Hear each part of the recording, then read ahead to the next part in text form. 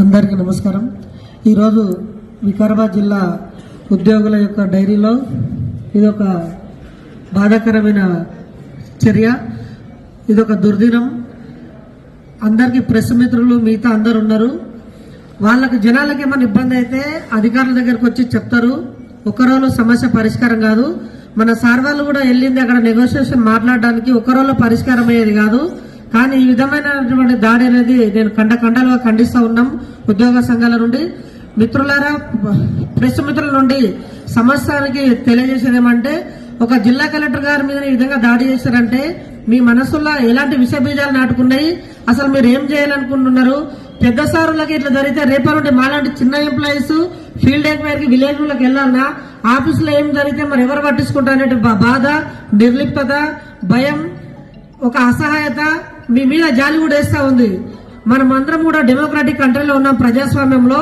మీరు pharma company కానీ negotiation అదంతా సెకండరీ పేజీ. అధికారుల మీద దాడి అనేది ఎంతవరకు సమంజసం? మనం అనాగరిక దేశంలో ఉన్నామా? అసలు ఏంటి 2024 కంప్యూటర్ యుగంలో మీకు అడ్వైజ్ ఇచ్చినటువంటి ఎవరైతే ఉన్నారో మీ వెనకాల వాళ్ళ కనీసం అన్నం తింటున్నారా, గడ్డి తింటున్నారా?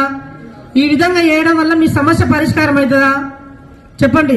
ఒక జిల్లాకే జడ్జి జిల్లా కలెక్టర్ గారు అంటే డిస్ట్రిక్ట్ మేజిస్ట్రేట్ ఆఫీసర్ మీద ఈ రోజు దాడి జరిగితే మేమందరం కూడా భీతావహ పరిస్థితుల్లో, భయానక పరిస్థితుల్లో మాకు చాలా బాధేస్తా ఉంది. మిత్రులారా, రేపటి నుండి అన్ని డిపార్ట్మెంట్ల నుండి మనం అందరం కూడా మనం ఆఫీస్కి వెళ్దాం, కానీ ఆఫీస్ డోర్ ఓపెన్ కావద్దు. మనం అందరం కూడా పెన్ డౌన్ చేద్దాం.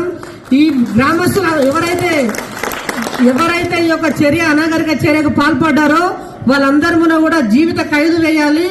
ఒకవేళ ఏని పక్షంలో వీళ్ళు హీరోలని మిగతా పక్క ఊరోళ్ళు కూడా వాళ్ళని ఆదర్శంగా తీసుకొని వీళ్ళు కూడా ఇట్లాగే చెలరేగడానికి ఆస్కారం ఉంటుంది. మిత్రులారా, దయచేసి మనం అందరం కూడా రేపటి నుండి ఈ విషయంలో మన అధికారులు కానీ ఇంకెవరన్నా కానీ అరే వద్దు భయ్, చట్టం తన పని తాను వేసుకపోతుంది, మీ పని మీరు ఏంటంటే కూడా దయచేసి మనం సస్పెండ్ అయినా సరే కానీ ఎట్టి పరిస్థితుల్లోనూ ఒప్పుకోవద్దు. వాళ్ళందరి కూడా జీవిత కారాగార వర శిక్ష విధించాలి. జిల్లా కలెక్టర్, జిల్లా ఉన్న మన ప్రభుత్వం స్పందించాలి. గౌరవ ముఖ్యమంత్రి గారి సొంత నియోజకవర్గం, గౌరవ ముఖ్యమంత్రి గారి సొంత జిల్లా, గౌరవ స్పీకర్ గారి సొంత జిల్లాలో ఇలాంటి చర్య జరిగితే ఎంత అనాగరికం. మేమందరం కూడా బాధపడుతూ ఉన్నాం.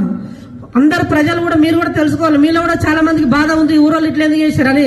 కాబట్టి వాళ్ళందరి మీద కూడా లైఫ్ ప్రిజన్మెంట్ పడితేనే మేమందరం కూడా రేపటి నుండి మా విధులు నిర్వర్తిస్తాం. మేమందరం రేపటి నుండి ఆఫీస్కి పోతాం, కానీ రేపటి నుండి మాత్రం అందరం కూడా పెన్ డౌన్ చేపడతామని తెలియజేస్తూ, ఇదే ఐక్యత మనందరిలో కూడా వాళ్ళందరి మీద పనిష్మెంట్ వేసే వరకు కూడా ఉంటుందని నేను ఆశిస్తున్నా. ధన్యవాదాలు.